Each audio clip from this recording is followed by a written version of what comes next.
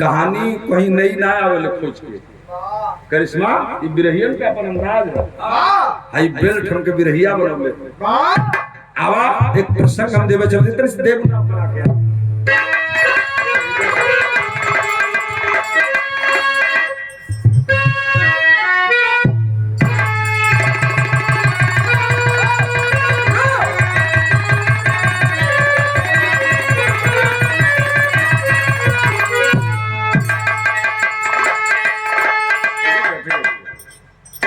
आओ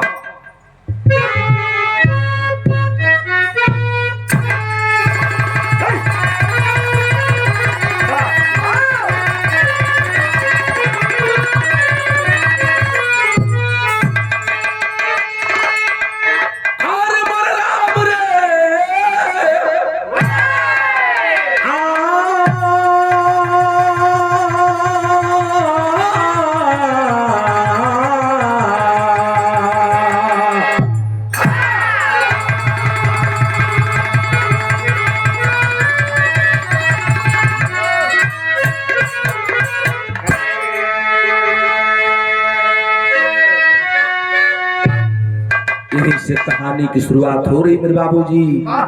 बिरहा सुनने वाले श्रोता भैया जरा सा गौर करेंगे वह लाइन कैसी है बेटा।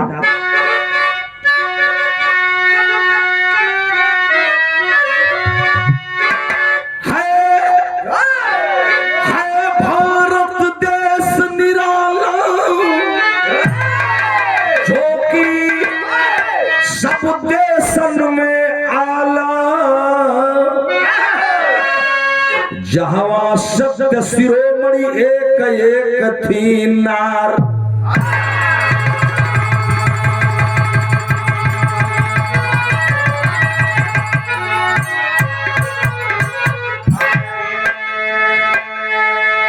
एक लाइन गजल का टुकड़ा बा बेटा और ये फिल्मी गजल है।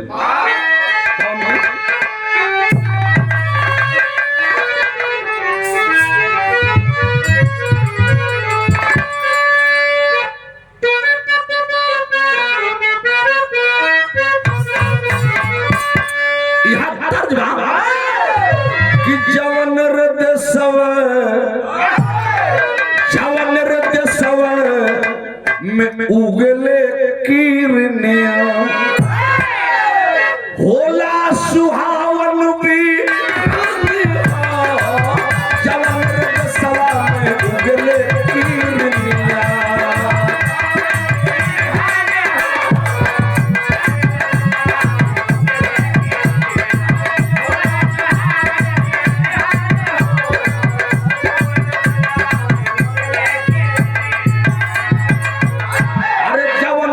सवा में उगले किरनिया होला सुहावन भी आओ हीरे सवा में घर मोरा में ओ हीरे सवा में घर मोरा नौवा पर हिंदुस्तान।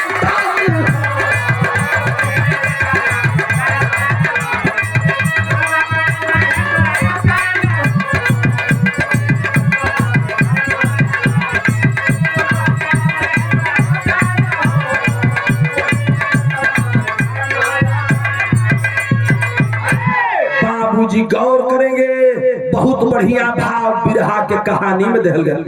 वह लाइन कैसी है देखा कि सारे जहां में है आंखों का तारा बतिया के जब आप सुनत जाइबा कहानियां समझौले के जरूरत कम पड़ी। सारे जहां में है आंखों का तारा भारत देश सारे जहां में है आंखों का तारा।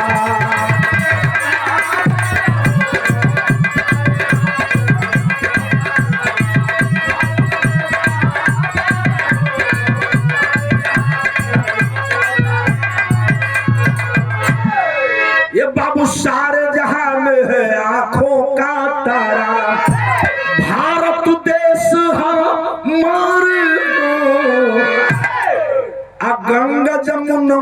का निर्मल बाधर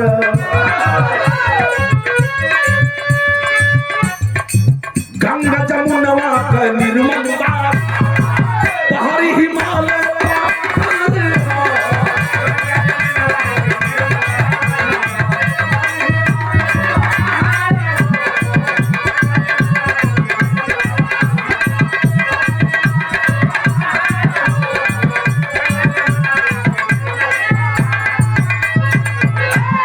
यहीं से कहानी की शुरुआत हो गई मेरे बाबूजी। सकल पंच बिरहा सुनने वाले श्रोता बंधु जरा सा गौर करेंगे।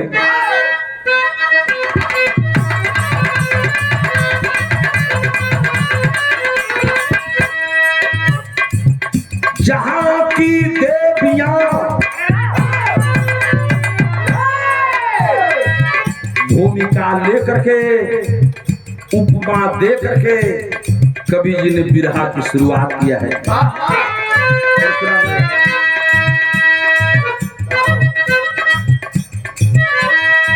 जहां की देवियां मैदान बीच जंग करे, जहां की देवियां मैदान बीच जंग करे, सवार छोड़कर दुश्मन का फीका रंग करे।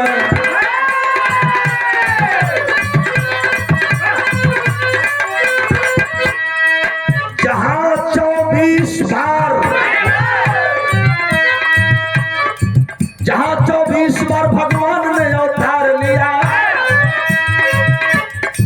जहां 24 बार भगवान ने अवतार लिया, दुष्ट संहार करके पापियों को मार दिया।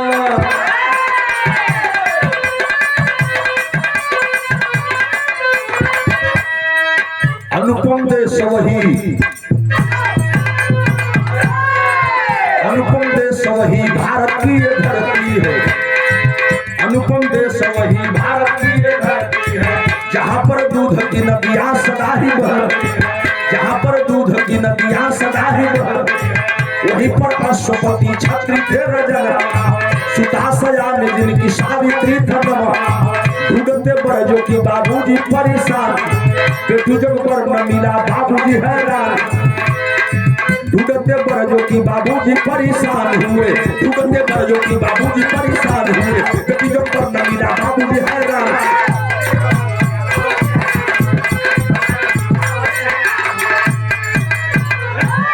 बिरहा सुनने वाले भैया लोग यही जरा सा बतिया को गौर करेंगे। राजा अश्वपति सेन महाराज का नाम आप लोगों ने सुना होगा। अश्वपति सेन महाराज की इकलौती बेटी, जिस बेटी का नाम था सावित्री। सावित्री बिटिया जब शादी योग्य हो गल बाटी, जैसे यह बिटिया का सगाई रहल, वही तरह राजा सोचला कि कहीं बढ़िया लड़का देख करके और बेटी का बियाह कर दे। तीनों लोग 14 भुवन में लड़का खोजले बाटे, कहीं दुल्हा बेटी जोगा मिलवन मिले। आज बेटी जो बर न मिलल, बाप को चिंता हो गई कि आखिर बिटिया का बियाह होई कैसे।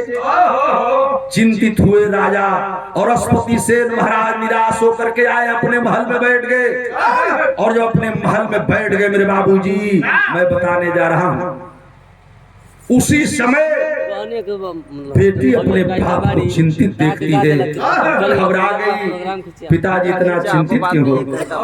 पूरे मंत्रिमंडल को मंत्री जी, पूरे मंत्रिमंडल को राजा को बुला लिए और भरे दरबार के अंदर अपने बेटी सावित्री को बुलाए। कहना, बेटी हमके पूछत हो कि हम चिंतित काहे है?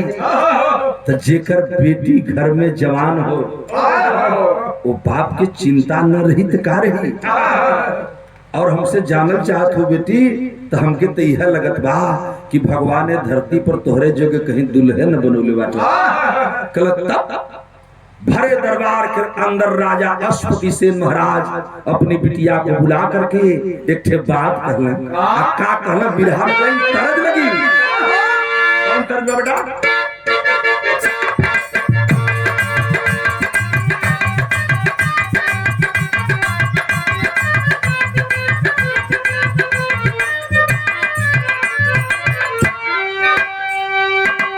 वही गीत का लाइन बा कि हो यहाँ जो कहता हूँ, अरे हो यहाँ जो कहता हूँ, हुई गल डाल के रुमलिया, अरे गल डाल के रुमल, अरे झूमत हुई गल डाल के रुमलिया।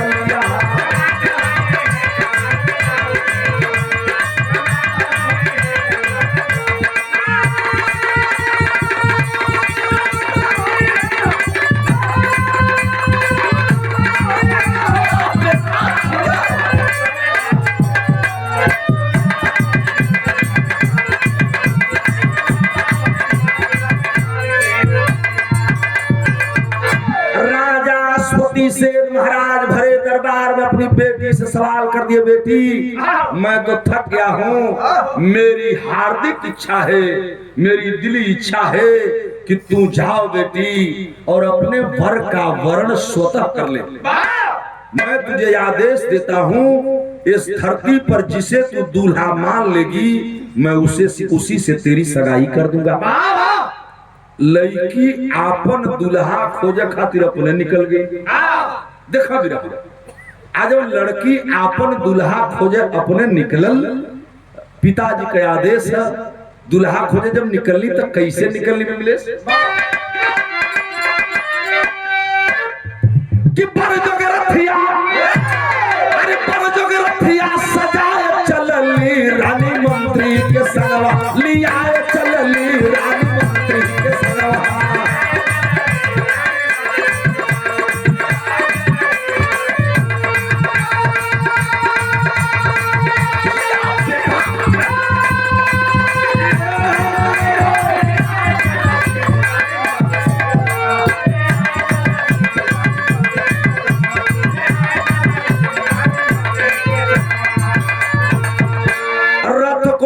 सजा करके और मंत्री को अपने साथ में लेती है, रथवान को लेकर के सावित्री अपन दुल्हा खोजे स्वतः निकल गई। लेकिन दुल्हा खोजत खोजत गई नहीं, कहां करी विदेशवा में घूमा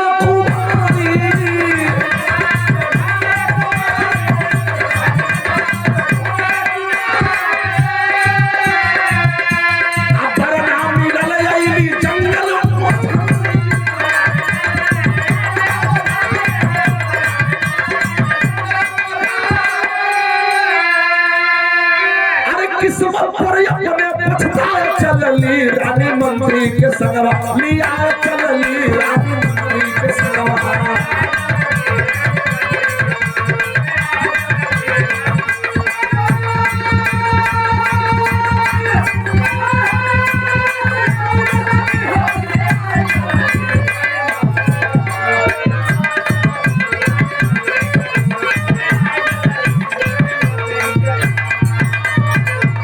बाबूजी दुल्हा इतना थक गल कि तीनों लोग 14 भवन में अपन दुल्हा खोजलस, ओके दुल्हन भेटाई। लड़की मजबूर होकर कहती है, मंत्री वरे रथ को वापस ले चलिए। लौट कर घर आने लगी। आज जब लौट के घरे आवे लगल, एक घनघोर जंगल रहल, उस जंगलवा के बीचों बीच रास्ता रहल, उसी रास्ते के बीच से रथ लेकर के मंत्री जी लौट रहे थे। आप तोले उस जंगलवा में भैल का बेटा कि लकड़ी काटत एक जवाना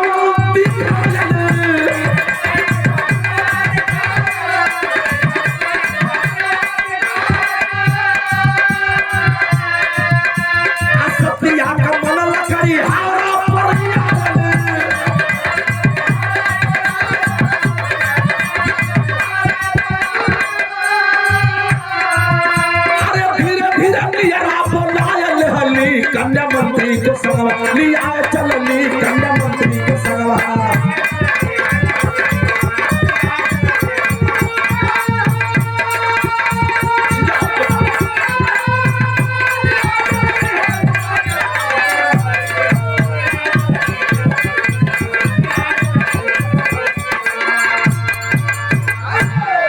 बाबूजी धीरे धीरे बिटिया सावित्री अपने मंत्री और रथ को लेकर के वापस आ रही थी। घनघोर जंगल रहल, जंगलवा के बीच में रास्ता रहल, वह डहरिया पकड़ के मंत्री जी रथवा लेके आवत रहल। तौले एकाएक लड़की की आवाज आती है, मंत्री जी रथ को रोक दीजिए। मंत्री जी बोल पड़े, बेटी बात क्या है? कलर रोका तो रथिया। रथ रुक गई, कन्या नीचे उतर गई, मंत्री जी भी नीचे उतरल बा। रथवान ताकत बा, बतिया का बा। तो लड़किया इशारा के तनी हो लड़कवा के न बोलता। एगो सुखल पेड़ रहल, वही पेड़वा पर सुखल डाल रहल, वही सुखल की लकड़िया के एगो जंगली आदमी जिके लोग कबो कबो पहलवा आदि मानो कहो, जे अक्सर जंगल में रहो, वनवासी लोग आज कहल। बाबूजी एक वनवासी बनकर रहने वाला निवासी, वह नौजवान बेटा हाथे में टांगी ले रहल। टांगी के मतलब समझे थे ना, कुल्हाड़ी। वो टंगिया लेके लकड़िया के काटत रहल। मंत्री जी से लड़की जब कलश तब मंत्री जी बुलौलन, बेटा जरा सा नीचे आओ। लड़कवा कहला, क्या बात है सर, आप तो कोई मंत्री लगते हो। कहला अभी नीचे आया, जब उतर के कूद के धमाक से जमीन पर गिरल। क्या बात है, कहीं रास्ता भूल गए? कोई जंगली जानवर परेशान कर रहा है आपको? आप तो किसी राजा के मंत्री लगते हो, ये कोई राजकुमारी लगती हैं। हमार कौन जरूरत बा? लड़किया मने मने वही लड़कवे के निहारत बा। मंत्री जो लड़कवा का बतिया सुनत बा, बतिया तब बुझत रहलन। लड़की रथ से उतर कर नीचे अब आती है और आकर के सवाल कर देती है, जरा इस नौजवान से परिचय तो पूछिए। मंत्री जी सवाल कर दीजिए, बेटा अपना परिचय बता। नहीं बताओगे? अजब परिचय करना लेलन नहीं चचा। ये चचा उन लकड़िहारा के आंख में आंसू भर गई। कलश है मंत्रीवर, तू जिस राजा के मंत्री हो मैं तुझे तो नहीं जानता, लेकिन मेरे विषय में जानना चाहते हो ना, तो मेरी एक बात सुन ले। कल की हमार परिचय यह हो। वो लड़का अपन परिचय बतौलस। का बतौलस?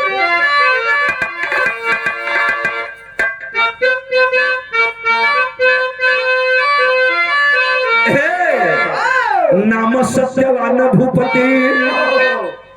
अगर मेरा परिचय आप जानना चाहते हैं तो यही मेरा परिचय है कि नाम सत्यवान भूपति से न कललना। अरे काटी करके लकड़ी भी ताईला जीवनी।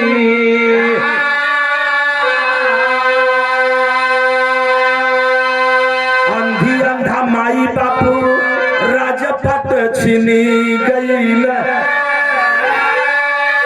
ऐसा समैया की बढ़ली परेशानी।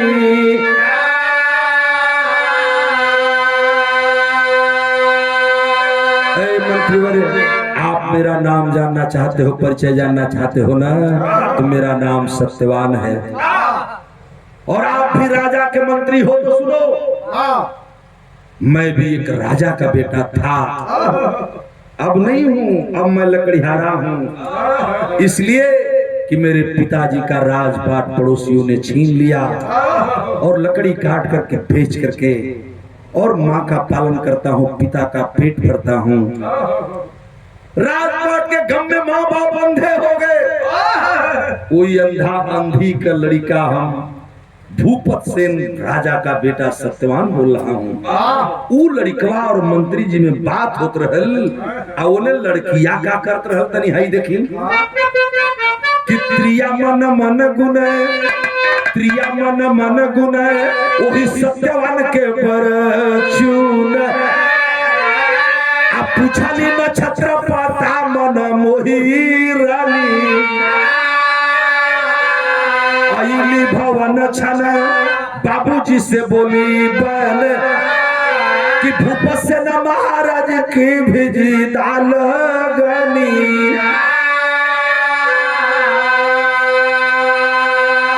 मंत्री जो लड़कवा से बात कर बाबूजी, और सावित्री अपने मन ही मन अपने वर का वर्ण कर लिया, वर का चुनाव कर लेती है।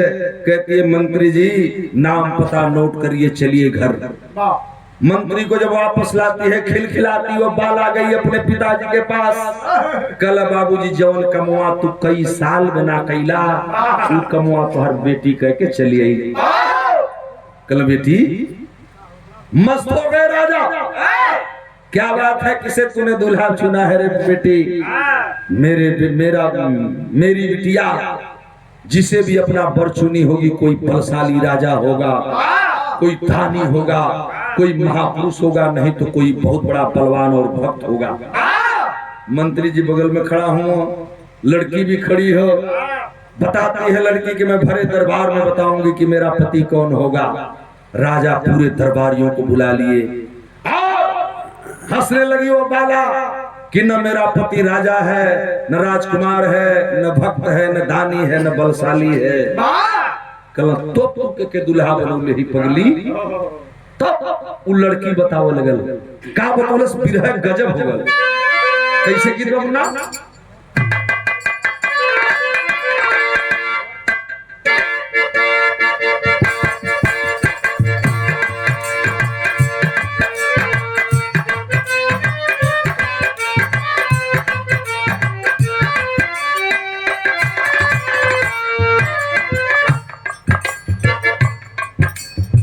भैया, भरे दरबार के अंदर वो लड़की हंस के बोलस, पिताजी आप जानना चाहते हैं कि मेरा दुल्हा कौन है? तो मैं बताने जा रही हूँ। और क्या बतौलस, कबो कबो माई बहिने गीत के गावली, कैसे गावली? वह लाइन ले लड़का कि झाझर मारवा जन बाबा, झाझर मारवा जन वही हाय बाबा, लगी है सूरु जावा जो हो।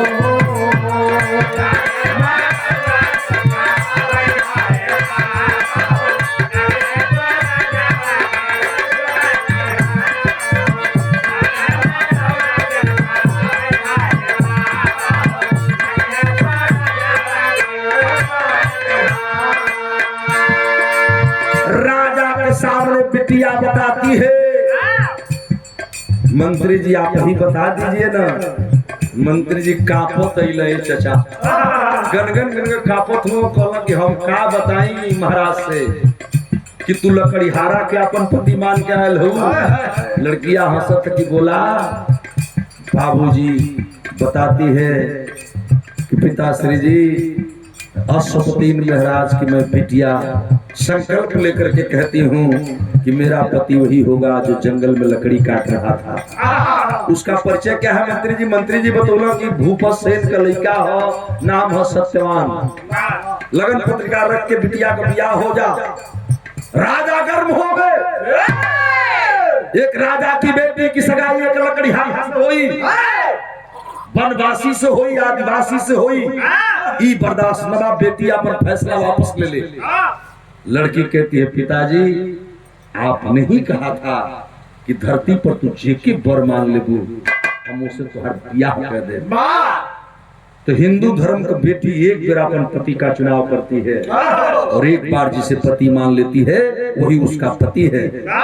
सुन लीजिए, हमार ब्याह जब हुई तो लकड़ीहरे से हुई, राजा जी फंस गई लगी। अपने बात में जब राजा फंस गए तो ज्योतिषियों को बुलवाए, लगन नक्षत्र पत्रिका दिखाए लगल। और जब नक्षत्र पत्रिका दिखाए लगल तब पंडित जी लोग अपने में उनका मुहवा ऊता का, उनका मुहवा ऊता का, केहू केहू से बोलता न बा। राजा पूछ दिया कि बताइए ना क्या बात है, आखिर आप लोग बोल क्यों नहीं रहे हैं? तब पंडित जी लोग अपने में बतियाओ कि राजा जी अगर जान बकस दे तब हम बताओ जाए, कल कुछ बताओ तब बताओ। तो क्या बताओ है बाबू?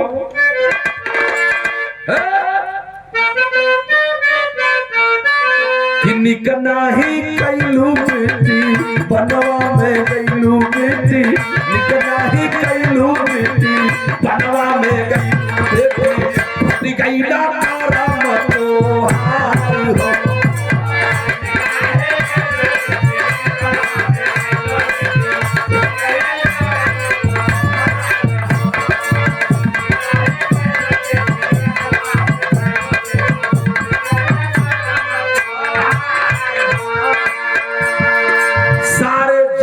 बताने लगे, बेटी अपना फैसला वापस वापस ले ले, यह सगाई ठीक नहीं है। वह लकड़हारा तुम्हारे पति योग्य नहीं है। राजा कहला कि नहीं है, मेरी बेटी पति मान के आई है। आई पंडित जो लपेटा लोग भूलवावा लोग साफ बतावा लोग कि कहे न ब्याह करला एक बार। तब पंडित जी लोग यानी ज्योतिषियों ने राजा से बताया कि राजन कह दीजिए बेटी से कि बेटी अपना फैसला वापस कर ले, ये शादी ठीक नहीं है। कहना क्यों? तब आप लोग ज्योतिषी बतौलन मांगिका से दुरवा सत्य वान जो होई है हो, मांगिका से दुरवा सत्य वान जो होई है हो, लुटी जाई हाजी मिगी तो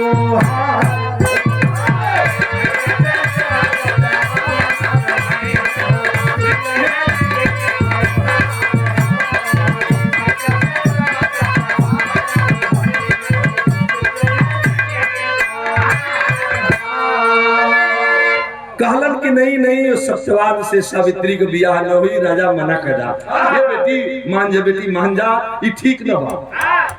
कहलन कि क्यों नहीं होगा? लड़की भी सुन रही है, पूरे दरबार के लोग सुन रहे हैं। तब पंडित जी लोग सोचत हो के बताई। तो राजा कहला कि बताइए, जो सही है बताइए, तो फैसला हमारे ऊपर है। तब वो लोग बतौला कि बियाह होई तो वो गड़बड़ हो जाएगी कि बरहे महीना बटे उन करो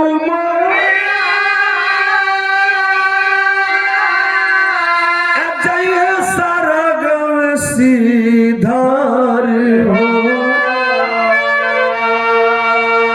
बिल खैला राजा मंत्री सब समझावे रामा, बिल खैला राजा मंत्री सब समझावे रामा, कन्या करनी मन की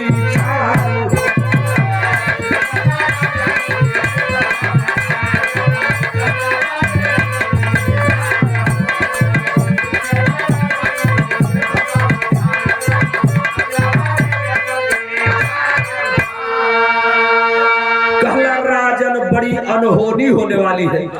कल कैसी अनहोनी? कहलन अगर सत्यवान से शादी हो गई बेटी सावित्री की, तो शादी के ठीक 12वां महीना का आखिरी दिन आते आते सत्यवान दुनिया छोड़ देंगे और सावित्री अकेली हो जाएगी। इसलिए शादी मत कराइए। सावित्री भी सुन रही है, सारी भरी दरबार के लोग सुनत हुए। एक बार नहीं जब 3-4 बार ज्योतिषी मना के सावित्री आगे आई, कही पिताश्री जी सुन लीजिए कान खोलकर, आपने हमें जन्म दिया है, मैं आपकी बेटी हूँ। बाप का काम होता है बेटी जब सयानी हो जाए तो कर हाथ पीला करा के ससुराल में भेज दे, और ससुराल में उसकी सास अंधी है, ससुर अंधे हैं, पति लूला है कि लंगड़ा है, काना है, कोतड़ है, गाली देता है कि मारता है।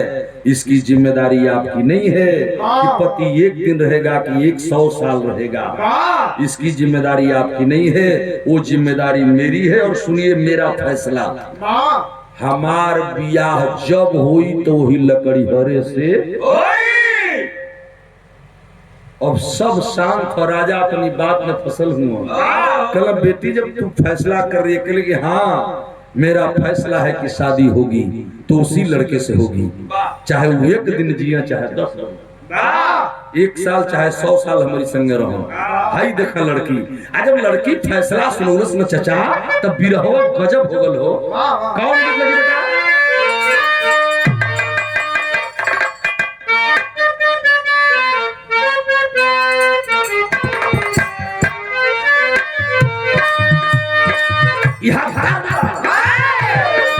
साड़ी हमन पहिरबे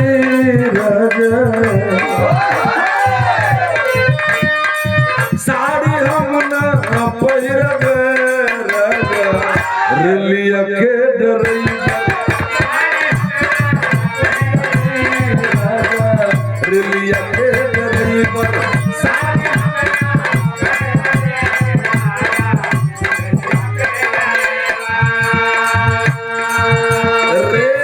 जब गीत आवत अब हम आप लोगों के सुनौली की रेलिया से चढ़ की जजिया ले लो उतरी हैदर अली जुगनू बम्बई के हीरो, इलाहाबाद के निवासी, बिरहा के सरताज, उनका जमाना रहा था लपेट के को गीत गावा। लपेट के का गावा कैसे? ईर लिया पैरन पिया को लिए जाई रे,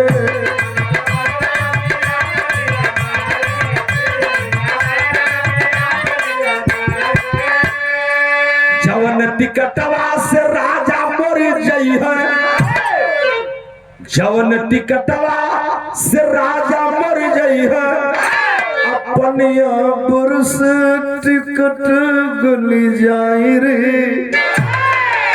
जवन सहरिया में राजा जी जई है,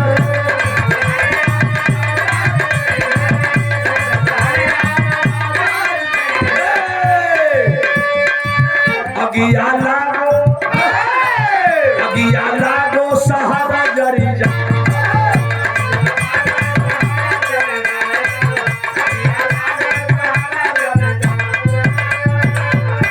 एगो लाइन राम दोस्ताद में जुड़ल कि जवन सवतिया पर राजा मरल, अब बजर पर सुत मरी जाए।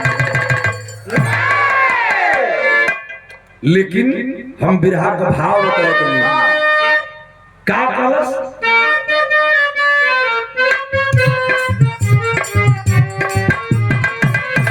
कि कन्या फैसला सुनाय होई,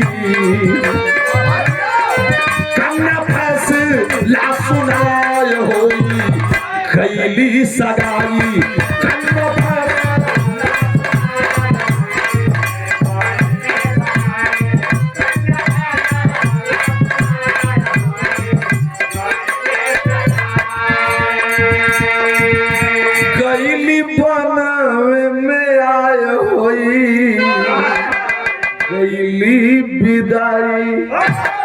ए चचा बिरहा सुने वाले पंच गोसाई तन यही जे गौर करब चचा, सबके उखी पतई हैं, सबके घरे बेटी हैं। बिटिया सावित्री का बियाह सत्यवान से अश्वपति सेन महाराज कर दिए। लड़की का बियाह भर सवेरे विदाई भी हो गई, लड़की अपने ससुराल चली, और जब लड़की अपने ससुराल में आती है तो नैहर में राजमहल था, और जब ससुराल में आती है तो बच्ची को मिला क्या, अंधी सास, अंधा ससुर, लकड़ी हारा पति और एगो मड़ई का घर। बाबूजी राजमहलों की रहने वाली राजकुमारी उस मंडई में अपने पति और सास के साथ रहने लगी। देखा ये होती है बेटी। धीरे धीरे दिन व्यतीत करने लगी, लेकिन ए चाचा करजवा पर बिच्छी मारे हो। एक दिनवा जब बीता ना तो लड़कियां सोचे लगे कि हे भगवान कहीं ज्योतिषी लोगन का बतिया सही न हो जा, एक खातिर घबराए लगल। एक दिन ना ये चचा, एक महीना बीत गई, 2 महीना बीत गई। पंडित जी लोग कहले हुआ, ज्योतिषी बतौले हुआ कि 12वां महीना का आखिरी दिन आते आते तेरा पति दुनिया को छोड़ देगा। दिन रात वह बच्ची सास ससुर की सेवा में लीन हो गई, अपने पति के सेवा में लीन होकर के पतिव्रता धर्म का निर्वहन करने लगी। मन के अंदर जो भी प्रकृति का रक्षक है उसका स्मरण करने लगी, चाहे वो जौने रूप का मानला। देवी देवता का कोनो रूप न होला। लोग कहो ये हमार देश ऐसा देश हो कि मानो तबो ठीक, ना मानो तबो ठीक। हम आप आजाद हैं, पूरा मन से कह लीजिए कि भगवान ना हो तबो ठीक, आ कहल कि भगवान हो तबो ठीक। इस सब की मन पर बाय पर हमार को टिप्पणी बा ना बहस बा। वह लड़की पतिव्रता धर्म में लीन होकर के सास ससुर की सेवा करने लगी। आ दिन गिन के कई दिन बितावे लगे चचा। धीरे धीरे 1 महीना बीतल, 2 महीना बीतल, 3 महीना बीतल। ए भैया बच्चों भैया धीरे धीरे 9 महीना बीत गई। लड़कियां और घबराए लगल। पंडित जी लोग बतौले हुन, ज्योतिषी बतौले हुन 12 महीना। 9वां 10वां महीना जब बीता लगल, बज्जर पड़े लगल। का भइल तनी बिरहा देखो।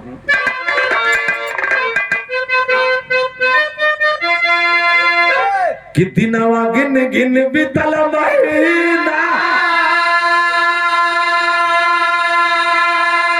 दिनवा गिन गिन बीतल महीना, सत्यपति की सेवा कीना। दिनवा गिन गिन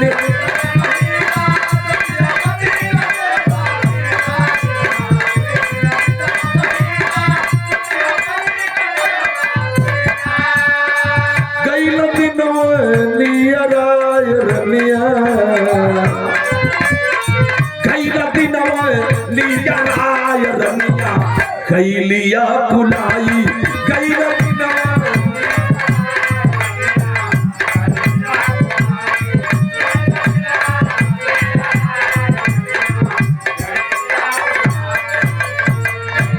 बाबूजी धीरे धीरे 10वां 11वां महीना बीत गया।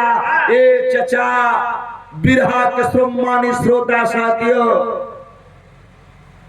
भैया काका लोग तनी हमर बात गौर करी है। जब 12वां महीना चढ़ल न चचा, छतिया फाट गईले पंचो। हे भगवान, कहीं सचमुच में ज्योतिषी लोगन के बतिया सही न हो जा। एक एक दिन 12वां महीना का गिने लगल। धीरे धीरे 20 दिन बीतल, 21 दिन बीतल, 22 दिन, 23 दिन, 25 दिन बीतल, 26वां 27वां दिन बीते लगल। सावित्री पागल हो गई। या भगवान क्या करोगे, या ईश्वर क्या होगा। ये चचा जब 12वां महीना का 28वां दिन बीत गई, सावित्री एकदम बेचैन, रात को नींद नहीं, दिन में चैन नहीं। आज 29वां दिन बा, बिहने 30वां दिन हो जाई, का होई। यह सोच के सावित्री घबरात थी। लेकिन जब 12वां महीना का 30वां दिन आता है, जो ही सवेर भैले पंचो, ये चचा जब सवेर भैल ना तो देखा एगो बात लगल, बिरह गजब हो गल। का बेटा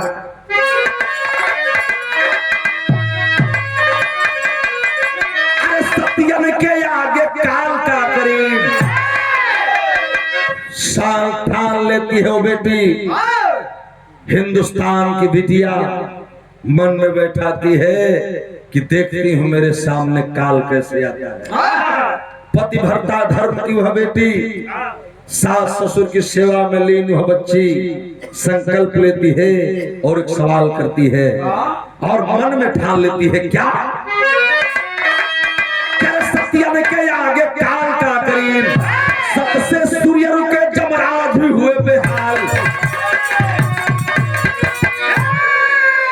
सत से सूर्य रुके जमराज भी हुए बेहाल, सत्यन के आगे काल का करीब। ए चचा 12वां महीना का जब आखिरी दिन आया, रतिया जब बीतल, धीरे धीरे सवेर भइल।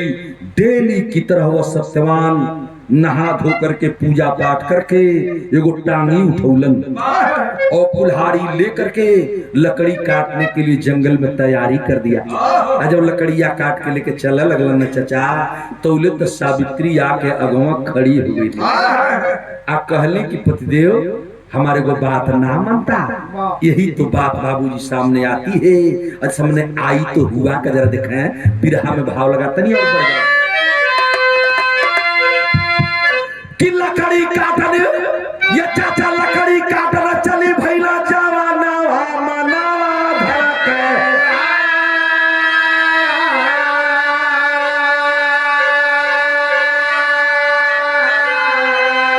अरे लकड़ी काटन चली भैला जवाना मनावा धड़के।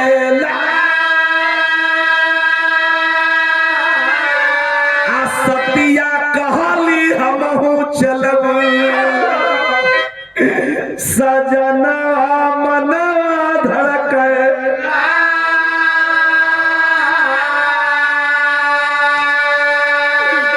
ए स्वामी, ए सैया रोज तो लकड़िया काटे अकेले जाला ना, आज तो के हम न जाए देव स्वामी। क्या बात है प्यारी, सावित्री क्या बात है, इतनी निराश क्यों हरे पगली? कबो तो हम के न रोकलू, का बात बा? कल ना स्वामी आज तू न जा, अगर आज तो के जही के हो तो हम संगवा चलब। कल की पगली माँ को पिता को सेवा कौन करेगा? खिला लो, कल खाना खिया ले ले, कल खाना खिया ले लो, पूजा पाठ कर ले लो, कल सब कुछ कर ले ले, हम तोहरे संगे चलो। बाबूजी लाख सत्यवान समझाते हैं कि रानी मत जा मेरे साथ में, मत जा, लेकिन जब वो लड़की जिद कर गई चचा तो देखा गजब हो गया कि सत्यवान समझावा लेकिन सतिया पीछे आई।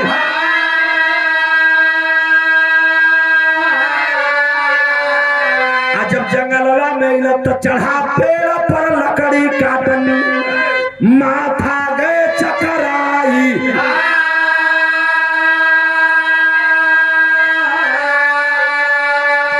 जो ही पेड़वा के ऊपर सत्यवान चढ़ल लकड़िया के काटा लगल चचा, एक छेव बहिन मरले बाटे, दूसर का छेव मारत बाटे। आवाज आ गई, सावित्री प्यारे जरा मुझे संभालो प्यारे। लड़खड़ाता हुआ सत्यवान पेड़ से नीचे आने लगा। इनके तो इतना हालत मालूम बा, लेकिन निचवा लड़किया का दशा का हो कि सतिया समझे मौत का कराना मना। ये चाचा सतिया समझे मौत का कराना मना।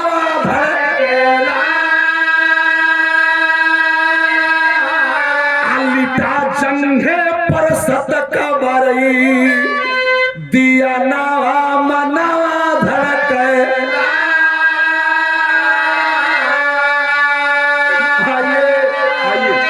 आइए स्वामी, आइए स्वामी, मैं देखती हूँ इस दुनिया का मालिक मुझसे मेरा पति कैसे छीन लेता है। ये होती है मेरे देश की बेटी, जरा गौर करेंगे। वो लड़किया अपने स्वामी के निचवा जब उतरल, भर अखबारी धैलस, आसनी लगाकर बैठ गई और अपने जंघे पर सर रखकर सहलाने लगी। अगर मेरे पति धर्म में कोई खोट हो, सास ससुर की सेवा में खोट हो तो आओ ले जाओ। किसकी हिम्मत है मेरे पति को मुझसे छीन लेगा?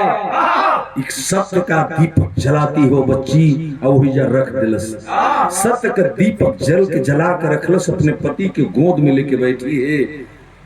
मैं नहीं कह रहा हूं, हिंदुस्तान का हिंदू धर्म का पुराण लिखा है कि अब लोग से जमराज चल रहे। जब जमराज अइला कंचो तो आकर के सावित्री के पास सत्यवान है, प्राण निकालने के लिए ये चचा एक बार न हो 4-5 बार प्रयास किया जमराज।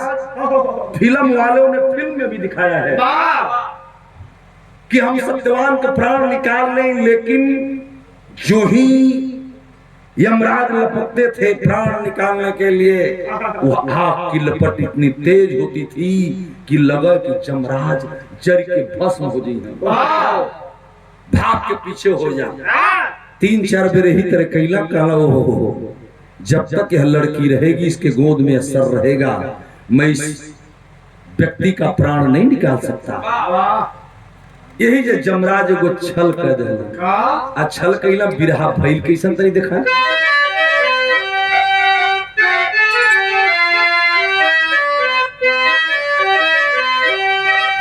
ये चाचा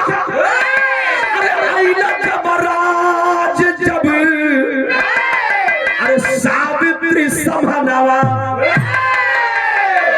आए हैं, देखबा सतिया के आगे चारा चलतौ न।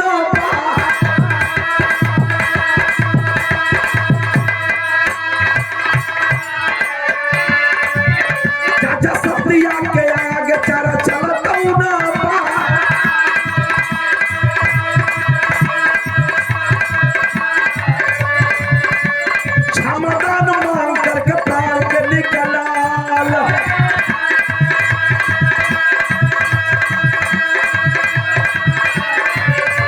सकल संसार वाली रितिया जो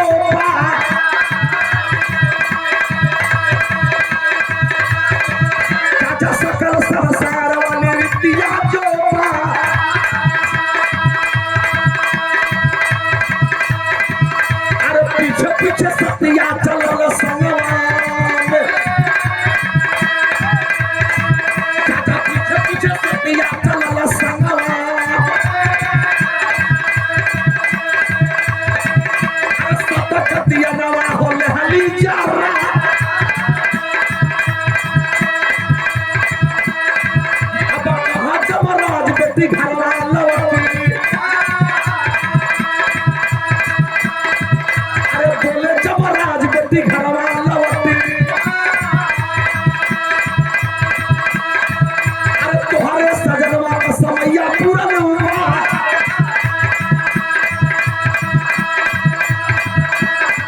उन्हें सतिया कहा ले मरी पूरी जीवनी।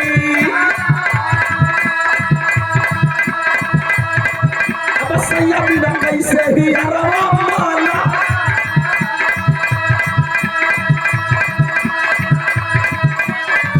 अब बोले जमराज कुछ मांग ले मंगना।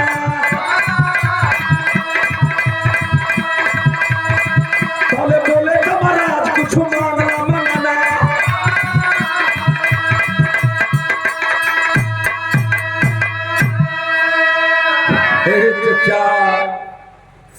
सत्यवान के सर को अपने जंघे पर रख करके सावित्री सत्य का दीपक जलाकर बैठी है।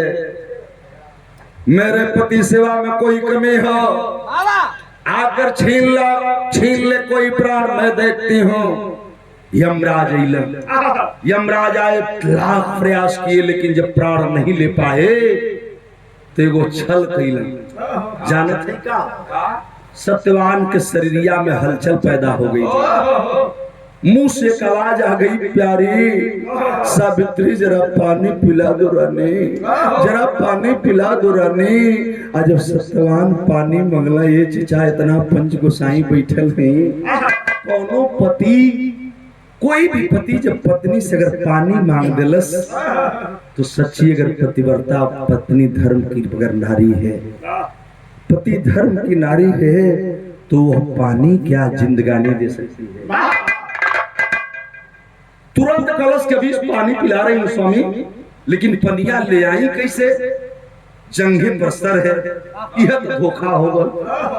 सामने गड्ढा में पानी हो, सावित्री उमेश बाबू सत्यवान की मुड़िया के नीचवा रख देली चचा और रख के गईली कोई डबरा से पानी ले आके अपने स्वामी के पियाए दिए घोट। जो ही चार फाल गई रेलिन आतोली पीछे से जमराज प्रकट होकर के और सत्यवान का प्राण निकाल लिए। जो ही प्राण निकलम सत्यवान का, सावित्री को पता चल गया। मुड़ गई सावित्री, खबरदार रुक जाओ जमराज, मेरे पति को नहीं लेकर जा सकते तुम। कांपने लगे जमराज, थर थर थर थर। नहीं बेटी नहीं, ये दुनिया का रीत हरे पगली। जे आया सबके जाए के तेरे पति की उम्र पूरी हो गई है, इन्हें जाना है कल। मैं कुछ नहीं जानती हूँ। सुनो, ये मेरे पति हैं, मैं इनकी पत्नी हूँ। ये मेरे अर्धंग हैं, मैं इनकी अर्धांगिनी हूँ। ये सुनो, ले जाने वाले प्राण वाले मेरे पति के व्यक्ति है। सुनो, अगर मेरी आधी शरीर को तुम लेकर के जा रहे होते हैं, आधी शरीर लेकर मैं धरती पर रहूंगी कैसे? अगर ले जाना है तो मुझे भी ले जाना होगा, वरना मेरे पति को तुम अकेले नहीं ले जा सकते। यमराज कांपा लगना, कहा नहीं बेटी नहीं, ऐसा नहीं होगा। विधि का विधान है तो न जाए के है, तुम्हारे पति की उम्र पूरी हो गई है, मुझे ले जाने दे। बाबूजी जमराज नाम मलना, उड़ के चले लगना। फिल्म वाले दिखौले हो पर्दा पर, लिखी हुई पुराण की बात मैं बता रहा हूँ, जो पढ़ा सत्य में लिखा है कथा में कि बाबूजी जब जो ही जमराज सत्यवान का प्राण लेकर आकाश मार्ग में उड़ने का प्रयास किए, तब तक सत्य का दीपक जला करके और सावित्री भी पीछे लग गई। रुक गए जमराज, बेटी लौट जा, पगली तू मेरे साथ नहीं जा सकती, लौट जा। कल कैसे जाई हो? हमारी सैया के लेके तू जाता हुआ कहत हुआ कि लौट जा। कल कि मैं भी चलूंगी। लाख मना करते हैं लेकिन वो लड़की नहीं मानी बाबूजी। तो बताया जाता है जमराज कहना कि बेटी ना मन भी पगली तो वो काम कर ले। वो का कहना जमराज कि कहा जमराज बेटी मांगला मांगना।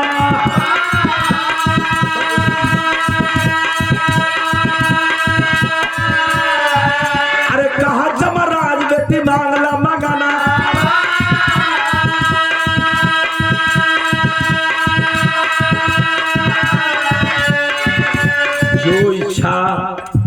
वह मांग ले लेकिन लौट जा। सावित्री थोड़ी देर शांत कल जमराज कुछ देहल चाहत हुआ तो हम मांगब तो देबा कल हाँ दे तो जरूर, लेकिन एगो बात ध्यान में रहे, जो चाहे सो मांग ले लेकिन अपने पति के प्राण को छोड़कर, अपनी सैया के प्राण को छोड़ के जवन मन करे तो मांग ले। कल ठीक बात 3 वचन लड़की लेहलस तो कहलस कि ठीक है तो पहला हमके को वरदान दे दा। पहला वरदान लड़की मंगलस। देखा बहू होने का फर्ज अदा पहले करने जा रही है। का मंगलस कि सास ससुर अंधी अंधा खोल दा नया नावा, हमार सास ससुर अंधी अंधा खोल दा नया नावा, और राजपट सगरो वापस होई जा। पहला वरदान वह लड़की मांगती है मेरे बाबूजी कि रे जमराज कुछ देना चाहते हो तो मुझे वचन दे दो कि मेरे सास ससुर का राजपाट वापस मिल जाए और उनके आंखों की रोशनी वापस आ जाए। जमराज कहला एओ मस्त ऐसा ही होगा, जाओ जाओ बेटी खुश रहो। कल की ठीक थोड़ी देर लोग लड़की पूजा खड़ा रहल और एओ मस्त कहकर जमराज जब आगे बढ़ने लगे तो अब कब भी रहा में देखा कि एओ मस्त कहीं के जमराज चली देहले सतिया का डोला फिर रुक रे सतिया।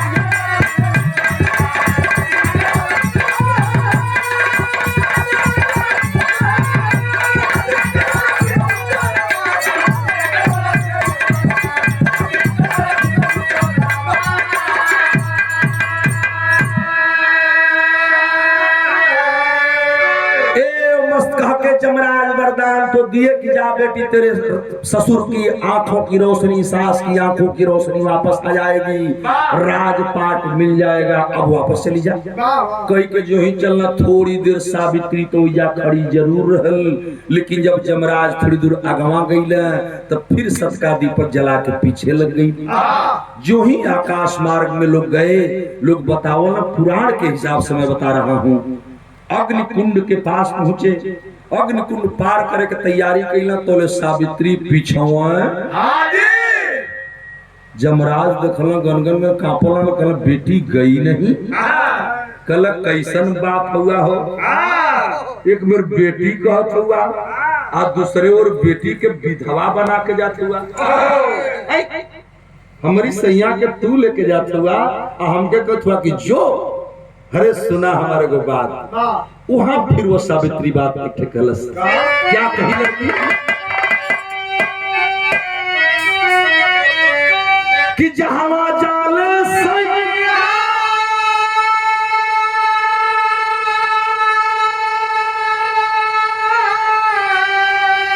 चलो लिया बाबूजी कहे बेटी कही के घरवा मोर जलाई बाबूजी।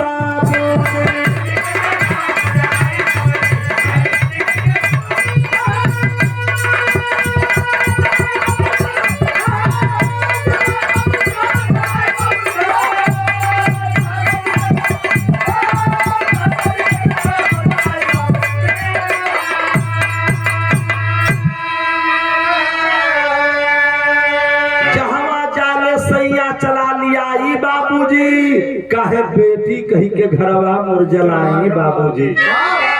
हमारी सैया के लेके तू जात हुआ हमके कथवा घरे जो जहाँ सैया जे हो वही जो हमहू चलब तो और पीछा न छड़ जमराज कहला बेटी ना मनबी तो कुछ और मांग ले पगली। लेकिन जो सावित्री थोड़ी देर और खड़ा भइली और यमराज कहे कि बेटी कुछ मांग लो आगे तू नहीं जा सकती, आगे अग्निकुंड है, चल जाएगी भस्म हो जाएगी, यहीं से वापस चल जा। 3 वचन फिर लड़की लेलस और दूसरा वरदान कहल कि जमराज अगर आप कुछ देना चाहते हो तो मुझे एक चीज दे दो। दूसरा का वरदान मांगे कि जमराज कहले हैं अग्निकुंड के पास में पहुंचा सतिया पीछे जमराज कहे कि मांग ले कुछ, अरे बार समझावन तो हमके नैहर में द पिठिया पर का भाई बाबूजी।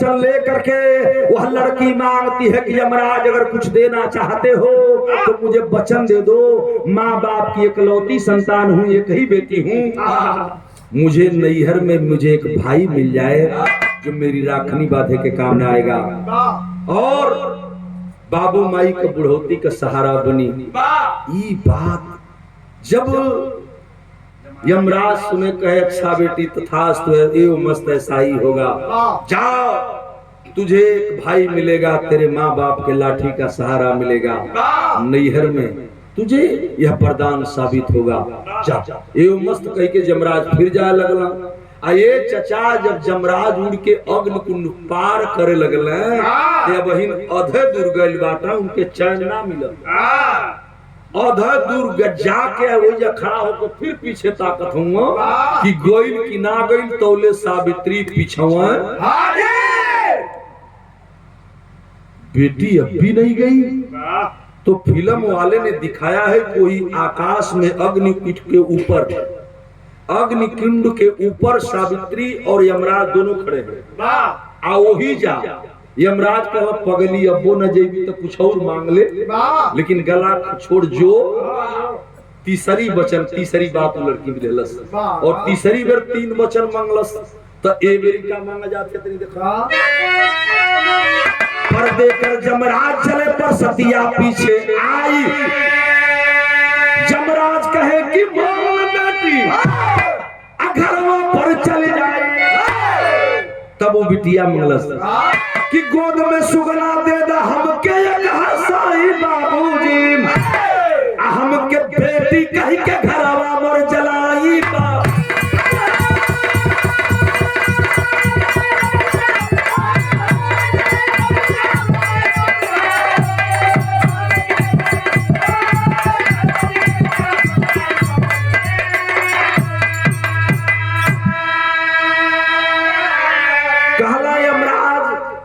हमारी सैया के तो लेके जाते हुआ हमके कहत हो कि लौट जो तो हमके वरदान देवे के अगर तुहार मन बा तो हमार इच्छा ये बा कि कम से कम एगो गोदी में हमारी लड़का दे देता तो वही लड़का के सहारे जी जैती। यमराज कहला कि ओ मस्त जाओ पुत्रवती भव, कहला कि हाँ तो लड़के अगर चाहत तो पहले में मंगले होती पगली, इतना दूर का हैरान कैली। एवं मस्त तो यमराज कह तो दिए। सावित्री वो या खड़ी हो गई, यमराज कुंड पार कर गई।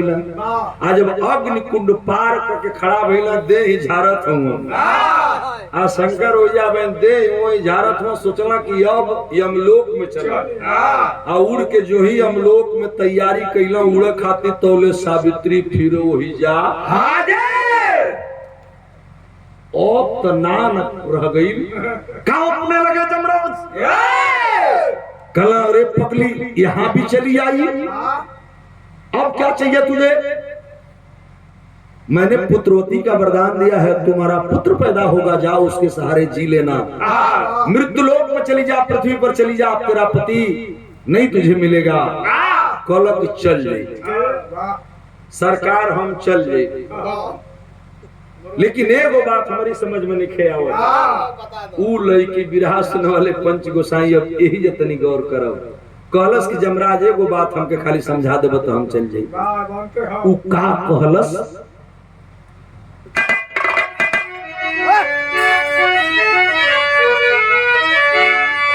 पर देकर यमराज चले थर थर का पला ताना। कहलस कि एगो बात बता दा, तनी गौर करब हमरे बिरहा पे बाबू, कि बर देकर यमराज चले थर थर का पला ताना। सतिया कहा कैसे लौट के जाई, अब कैसे होई ललनवा जब कि साथे में सजनवा लिहल जाई बाप।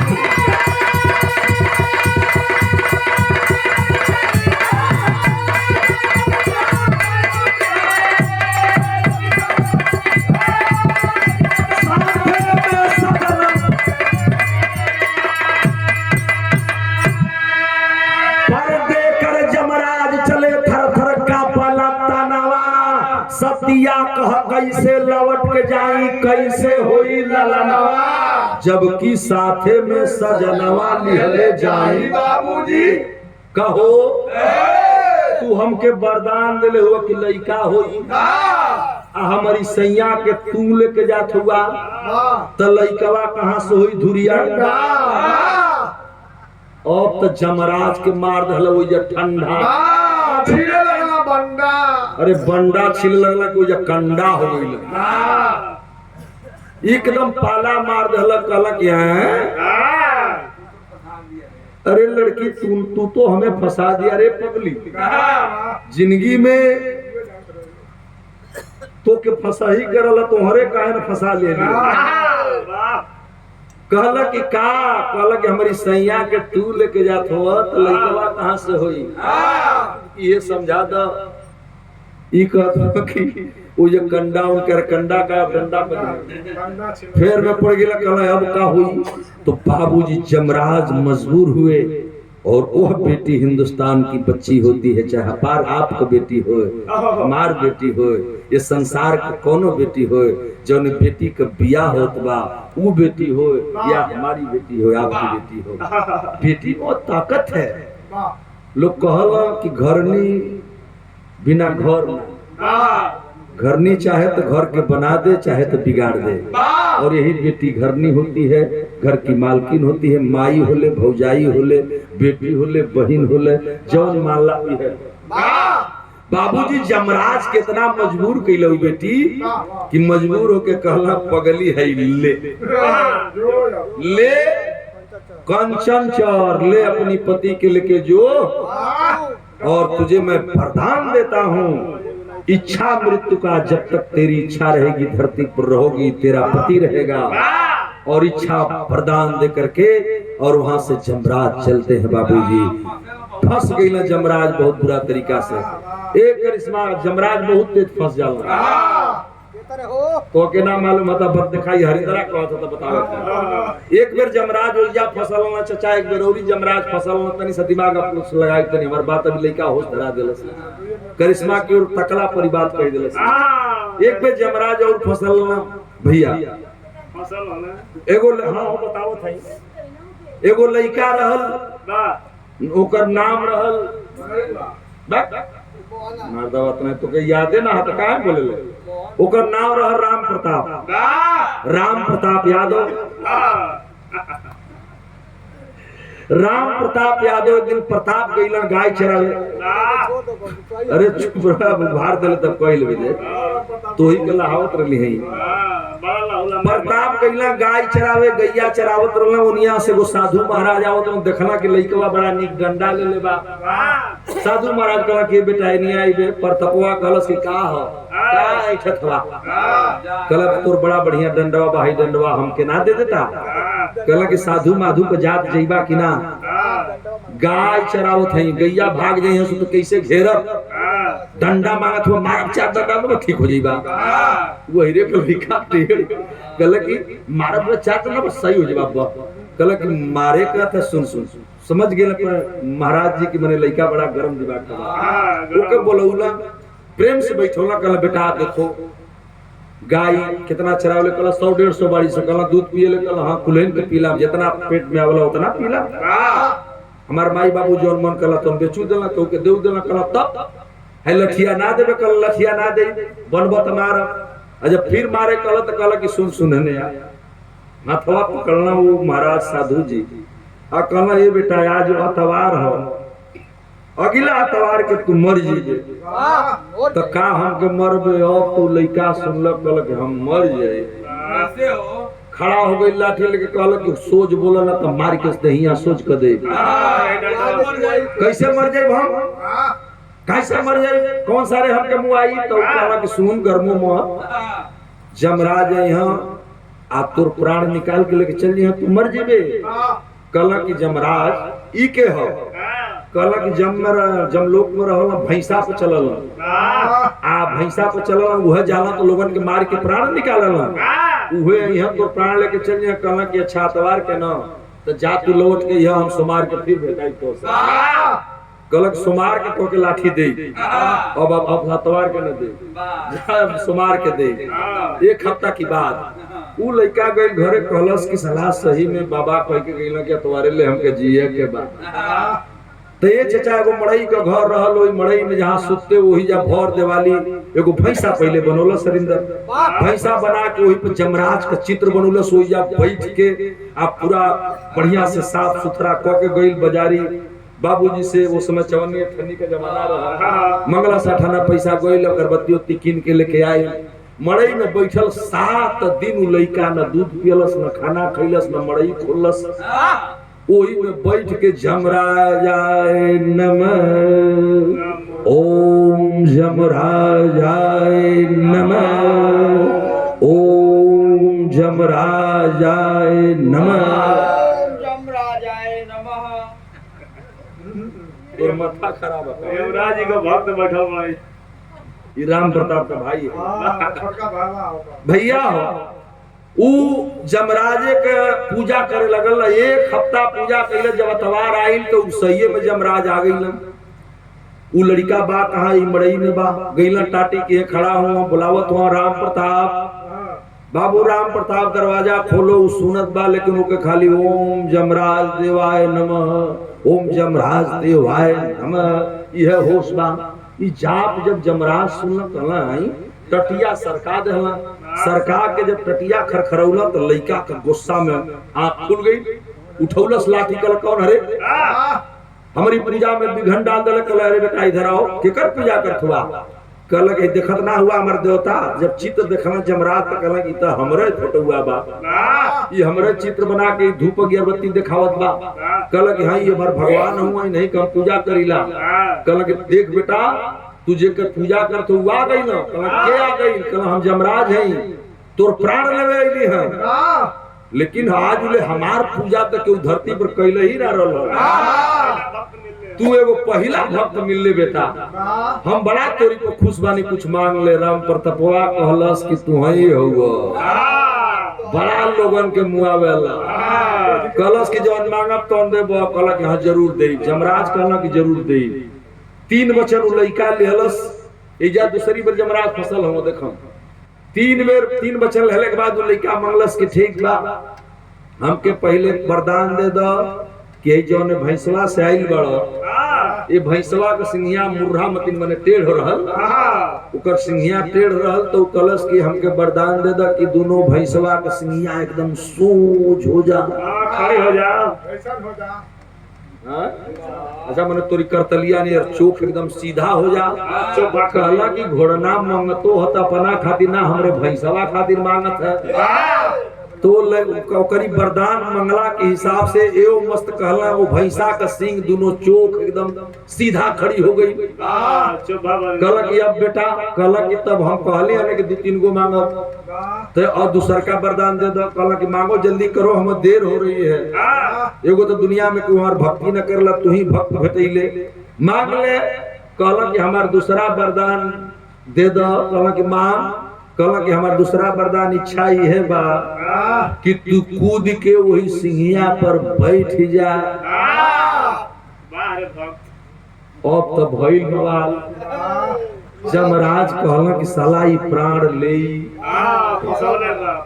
फंस गइला वरदान में जमराज वरदान मंगले है लइका जमराज कहला कि अब तो तू हमार जिंदगी लेबे ए चचा कहला चल ले भाई फसल है तो करही के पड़ी कूद के वही भैंसा के सिंही पर बैठल अब जान जा बिमलेश जब भैंसा के सिंही पर बैठला तो दोनों सिंह एकदम चोक सटल बा भाला नियर उ कर अंदर घुसे लगल आज जब अंदर घुसे लगल तो जमराज और ऊपर घुसकत जा और ऊपर घुसकत जा जस जस ऊपर घुसकत जा प्राण अब निकला कहला बेटा तीसर को मांग जल्दी रे कहला रुका हो तनी देर कहला रुका तनी आराम करो थोड़ी देर की बाद मांगो कहला रे मांग जिंदगिया चल जाई वो सिंहिया अंदर घुसत जाए लगा कि अब कर जब जमराज आई माई आई दादा कर लगला कहला कि तब तीसर को वरदानवा दे दो कहला कि मांग बेटा मांग जल्दी मांग रे ना तो जनवा चल जाई कहला कि जई हमके तीसरा वरदान दे दो कि जैसन भैंसवा के सिंहिया पहिल मारल फिर ओइसने हो जा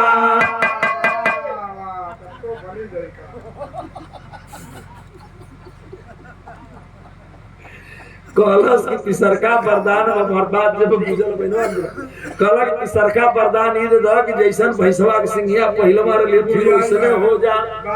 कहलस कि अब तो फरलस फंस गइला जमराज के झला देखत है कि अगर अब एओ मस्त जो कहल त्यो ये फिर फैली या फिर मुर्रा हो या फाड़ कर दे। ए बाबू जमराज एकदम आही माया दादा कहला कि प्राण कैसे बचिए चाचा कैसो कैसो तथास्तु मने तथास्तु पूरा करत कर भुइया केहू तरह शंकर प्राण बचल। तो ई कबो जमराज फंस जाले बिरहा के मौज अपने तरह रहली हंसी खातिर हम आप लोगों के थोड़ी बता देंगे। बिरहा यही हमारा खत्म होता है लड़की के वरदान के मुताबिक यमराज फंसे और उस कन्या के पति को वापस करना पड़ा। ये होती है हिंदुस्तान की बेटी। आखिरी भाव रहा गुरुदिल मोहम्मद राम शोक सिंह सीओ बदन हरिद्वार कभी गया लाल जगलू यादव जगधारी स्वर्ग अरे सत्यन के आगे